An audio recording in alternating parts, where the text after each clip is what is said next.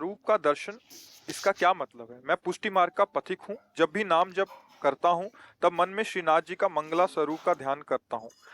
क्या इसी को स्वरूप दर्शन कहते हैं? मन में लगता है कि अगर एक बार श्रीनाथ जी का दर्शन हो जाए तो सारे मन के विकार शांत हो जाएंगे। एक बार वो रूप झलक आएगी तो कभी नेत्रों से ओझल नहीं होंगे। एक बार भगवत साक्षात्कार जब हो जाता है तो सर्वत्र भगवत साक्षात्कार होता रहता है। जिधर दृष्टि जाती है जाको मनमोहन दृष्टि परे, सोत भयो सावन को आंधरो, सूझत रंग हरे ही हरे। उसको जिधर दृष्टि डालता है उसे जित देखूं तित श्याममयी, जैसे गोपीजन कहते हैं ना। अब जैसे भावना में प्रभु की झांकी करना, प्रगट में प्रभु की झांकी करना, ये सब साक्षात्कार के ही लिए है। पर वो साक्षात्कार अविद्या का नाश होकर, जन्म मरण के बंधन का नाश होकर एक बार जो हो जाता है तो नेत्रों में प्रीतम बस जाते हैं और प्रेम का अद्भुत संचार हो जाता है। बस उस प्रेमी की दशा जो होती है वो केवल वही प्रेमी जानता है, दूसरा कोई नहीं जानता।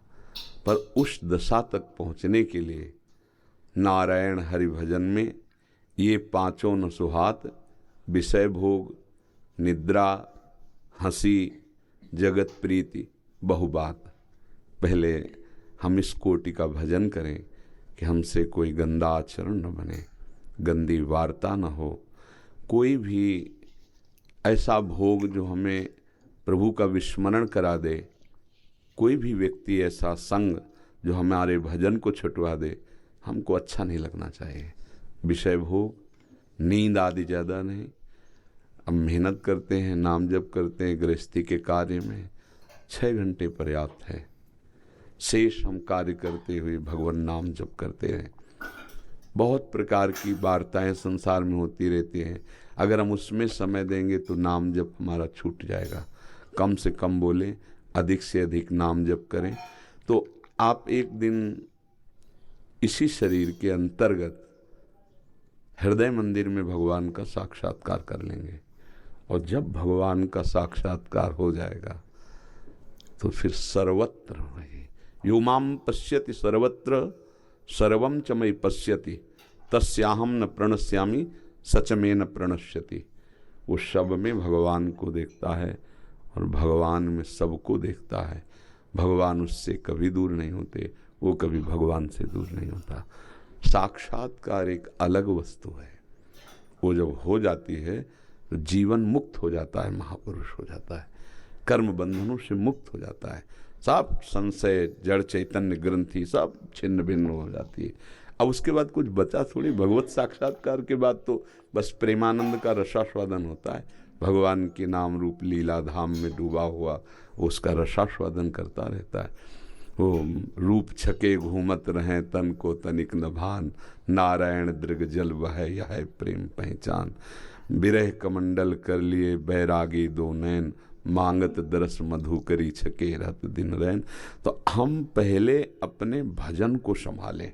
हमारा केवल कर्तव्य है निरंतर भगवत स्मरण करते हुए हर आचरण भगवान की प्रियता वाले करें। तदर्पिता अखिलाचारिता तद्स्मरणेन परम व्याकुल, ये हमारा विषय है। साक्षात्कार कराना है भगवान का विषय है। वो कब करेंगे? वो आज शाम के हो सकता है उनके लिए थोड़ी संख्या दिन, उनके लिए हम रोएं, विकल होकर स्मरण करें, वो अभी अनुभव करा सकते हैं। जन्म लग सकता है, कई जन्म लग सकते हैं, मिनट में हो सकता है, शाम तक हो सकता है। ये उनके ऊपर छोड़ें। हमारा लक्ष्य है हम भगवान के विमुख आचरण नहीं करेंगे और भगवान का स्मरण नहीं छोड़ेंगे। बस दो बात है, भगवत अनुकूल कर्म करेंगे और नाम जप करेंगे, बस इसी से सब कुछ हो जाएगा। हमको चिंता नहीं करनी वो कब साक्षात्कार कराएंगे, कब।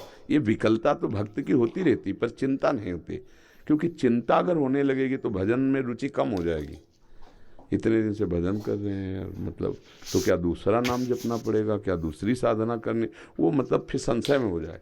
हमें जो साधन मिला है, जैसे आपने बताया आचार्य चरण के द्वारा उपासना पद्धति, पूज्य श्री वल्लभाचार्य जी के जो अनुगामी हैं, तो उसी मार्ग में आप चल रहे हैं। विश्वास करो, आचार्य कृपा से प्राप्त नाम मंत्र के द्वारा हम निरंतर जब स्मरण, तो हम अपने प्रभु को प्राप्त कर ही लेंगे।